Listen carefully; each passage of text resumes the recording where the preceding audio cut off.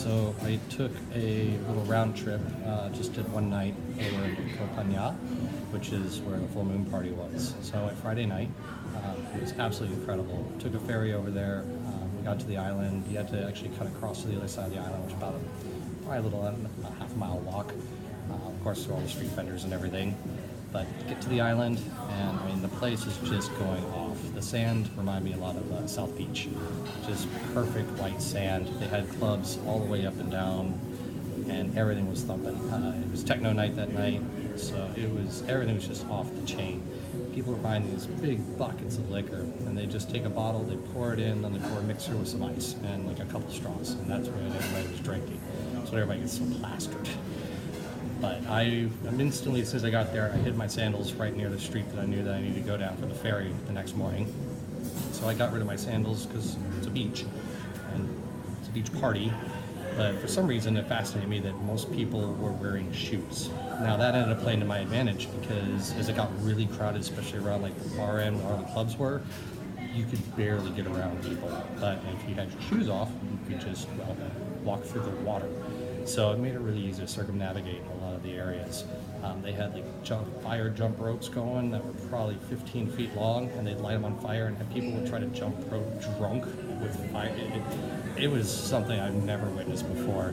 One thing that was really cool, they had a fire spinner troupe there, and this guy had this rod that he would fill with kerosene. It was kind of like a bike pump, so he would take it and he would jam it into the ground, and as he did, he pushed down on it, which would shoot the kerosene up through it and make this huge fireball. I've seen a lot of stuff at Burning Man, but I've never seen anything like this. He learned it from a old Japanese man who passed away, but gave him his stick, and then he made another one. So these guys do these huge fireballs. Really wicked cool. Ended up running into my French buddies. They had gotten the tattoo from the same artist that I had. So they were kind enough, they shared their buckets with me all night. We ended up going up to a club that's on the other side of the island that oversaw the whole moon party with the moon right there in the sky, and they were playing some awesome techno. I was up there for a couple hours just dancing, just couldn't stop. Had so much fun. Then after I said goodbye to my French friends, I actually found, I was sitting on the beach just kind of watching everything. The people watching is just absolutely incredible. So I was talking with a fella from England, and Isaac, and we were discussing, just kind of the current state of affairs and like how everybody was just falling like flies, literally dropping like flies, passed out on the sand. And we ended up going back up to the club and hanging out, and we watched the sunrise, which was absolutely gorgeous, and watched the sun kind of come over the island.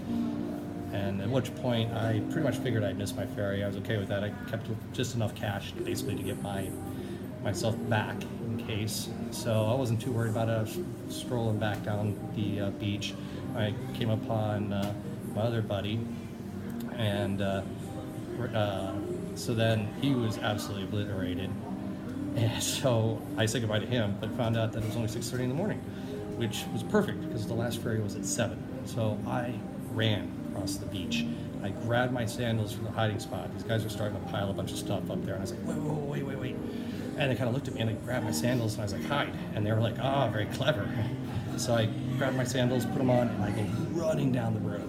And I'd stop periodically. I was like, Pier 1. And they're like, oh yeah, down, over, and over. I was like, oh God. So I'm taking all these back alleyways, cutting through, just sprinting, periodically stopping, Pier 1, yeah. One guy's like, oh, make. And I go, no, I make. I go running there. I get there with about 5 minutes to spare. And I get on the ferry. They allowed 2 more girls on, and that was it. These other 2 girls, they were like, nope, sorry, boat's full. So got lucky. They should have run.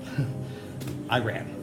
And then I got to sit in the front of the boat and watch the sunrise behind me or over to my left, and then watch Koh Samui as the sun was coming up. It was absolutely breathtaking. It was a perfect end to an amazing night.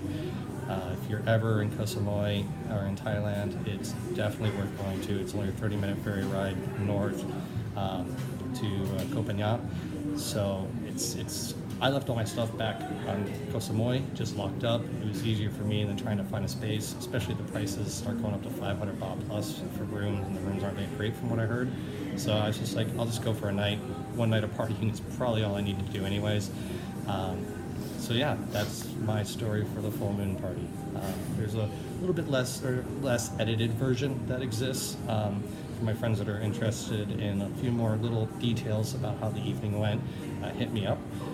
It's pretty good. But anyway, that's kind of the gist, the PG version, if you will. Stay tuned. There's some really good adventures that are coming up that I need to post about. So anyway, I want to get this one off the plate. Sorry it took me a few days, but there you go.